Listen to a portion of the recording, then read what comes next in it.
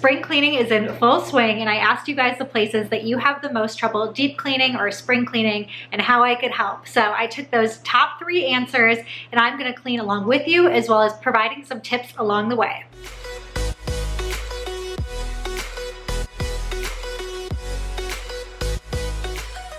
Hey everyone, my name is Sophie from Sophisticated Organization. Welcome back to my channel, or welcome if you're new here. Like I said, I asked you guys on Instagram exactly what places you needed help spring cleaning, and I got tons of responses. I chose the top 3. So we are going to clean together my oven, my vacuum, and my dishwasher. If you guys are interested in ever having any say in future videos, make sure to follow me on Instagram. I like to ask questions like that and then provide videos and content that is exactly what you want. So with that being said, let's jump right into the video.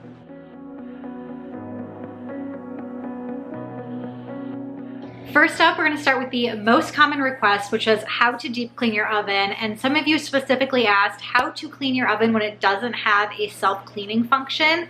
So I'm going to show you how to clean your oven when it doesn't have a self-cleaning function, as well as using some more natural products. I know Easy Off is really popular and it's a great way to get things that are completely stuck on, but it is a pretty harsh chemical. And I feel like when you're sticking your head in the oven and you're in there really deep cleaning, having harsh chemicals isn't the greatest idea. So I'm going to show you some alternatives that are a little bit more natural, but they require a tiny bit more elbow grease than something like Easy Off. So let's get into it because my oven is bad.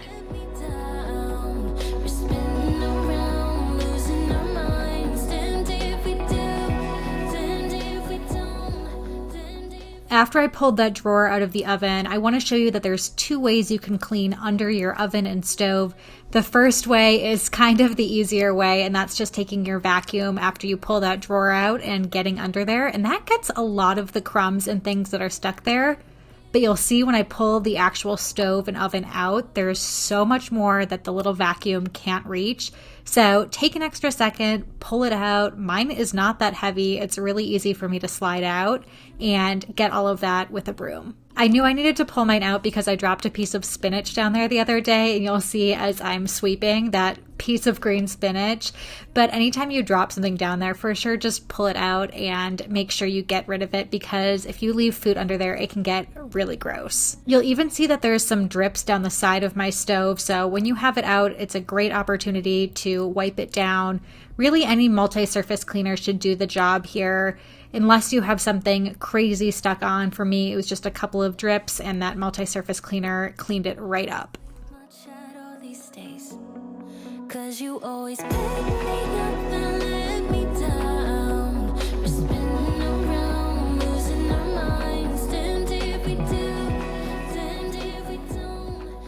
So here's the before of the oven, so you can see exactly how bad it was. We made pizza a couple of weeks ago, and with our pizza pan, there's holes in it so it crisps up the pizza really well, but that means when I overfill our pizzas with too many toppings, which I always tend to do, it means things tend to drip and leak on the bottom of the oven, so I really needed to get in there and clean it. For a more natural cleaning option, you can just take some baking soda in a small dish with a little bit of dish soap and some water and create a paste and put that directly into your oven. I'm doing this first because the longer you let it sit, the better it's going to work. If you can even leave it overnight, go for it. But I would make sure you at least leave it for a couple of hours to let it really sit and start to work before you scrub it away.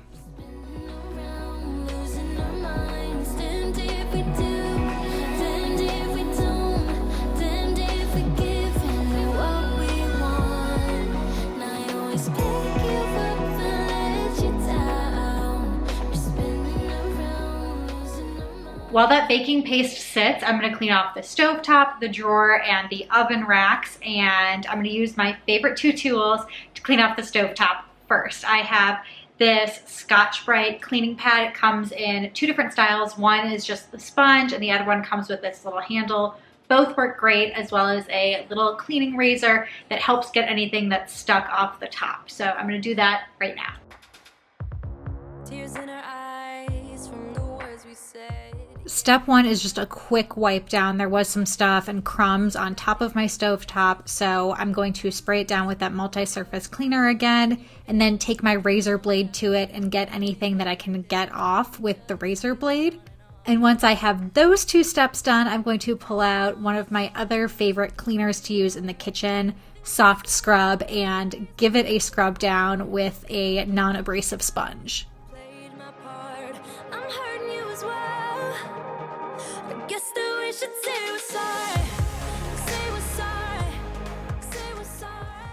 I know this seems like a lot of steps, but this is the best way to really clean everything off. So I wipe off that soft scrub just with a microfiber cloth and then take out my Scotch-Brite cleaning wand. All you need to do for this is add some water to it. So I'm adding water and then going to scrub it down, wipe that off, and then give it one more wipe down with the multi-surface cleaner to make sure I get all of that soap and other products that I put on it. Try your best to hold up, but I see you giving in. You know that we shouldn't keep it up. You'll see I'm going to pull off the knobs off the top of the stove. Every stove is completely different, but this type of stove, it's really simple to pull the knobs off, so don't cut corners. Really make sure you're deep cleaning things here. It's springtime. That's what it's all about, spring cleaning and deep cleaning, so do a good job and do it well so you don't have to continuously clean it. The baking soda mixture is still sitting, so I'm going to use the opportunity to clean out the drawer, wipe it down, and put everything back nice and neat.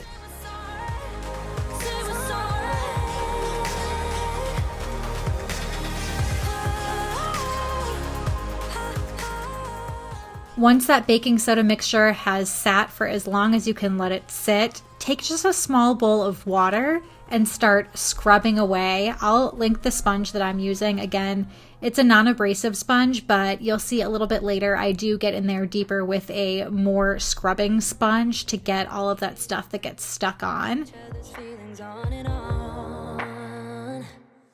I don't wanna change who you are.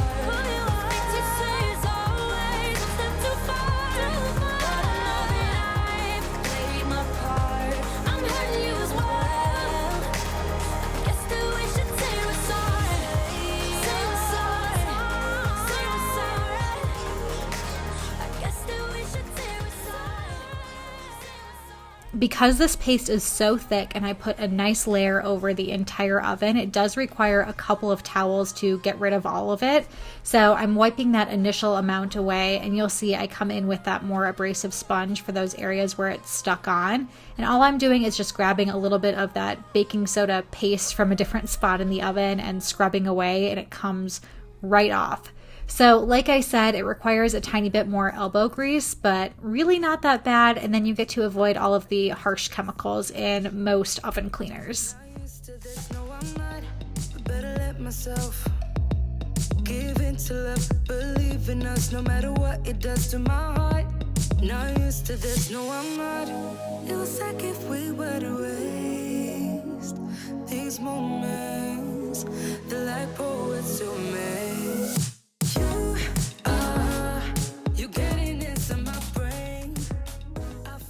I use the same process for the door, just kind of scrubbing away, taking a towel and getting rid of some of that baking soda mixture. And if there are still some spots, that soft scrub that I used on top of the stovetop is another great option to use in your oven as well. So I'm going to go back in with the soft scrub in just a couple of spots that I want to make sure I'm getting as clean as possible and wipe them down. Not used to this, not prepared. Not used to this, not prepared. Not prepared. Once it's all clean and you've wiped that baking soda away, you can just use a multi-surface cleaner. Again, because this is going to be where you're cooking food, try and use one that's a little more natural if possible. I have a video where I've showed you DIY cleaners that I make. This one is made with vinegar, so it's all things that you could theoretically consume, and it doesn't have any harsh chemicals in it, so if you're baking it in the oven, it's really not a big deal. Even so, I feel like after I clean my oven, I like to turn it on for a little bit longer and preheat just a tiny bit more than I usually would before I stick food in there right away.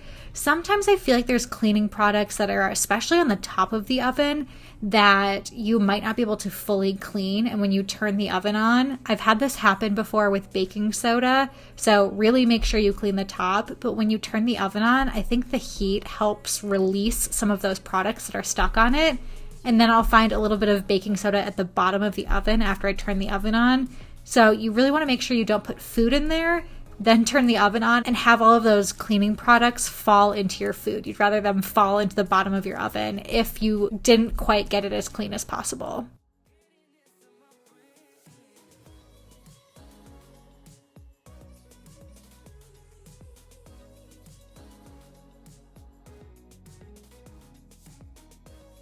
I'm just going to wipe up the floor because I did get some baking soda on the ground there and some crumbs. And once that's wiped up, I can add the drawer in and you'll see the final after.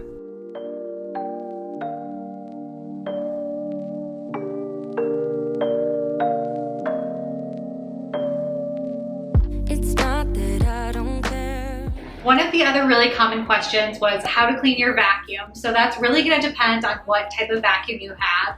I have a Dyson, and I'll leave in the description box below the exact type of Dyson that I have. Hopefully a lot of this is still applicable, especially if you have a different version of a Dyson. I'm sure a lot of it will be the same, but if you don't have a Dyson and you have another type of vacuum, hopefully this will still be helpful for you. I'm going to start with cleaning the body and the filter, and then I pulled out some of my most used attachments, and I'm going to show you how to clean those as well. But let's start with the body of it. Just realize that we're done. First thing you do, you press this little red button to release the area that holds all of the main debris. But you can also, you'll see there's a second button that pops up, and you can press that button and remove the entire canister off of your vacuum head. And it's all plastic, so you'll see as I'm going through all of the Dyson parts that it's really simple to clean. I'm just going to put it in the sink. You can use some soap and water for this part, again, just because it's plastic. So I'm going to scrub it with some soap and leave it to dry.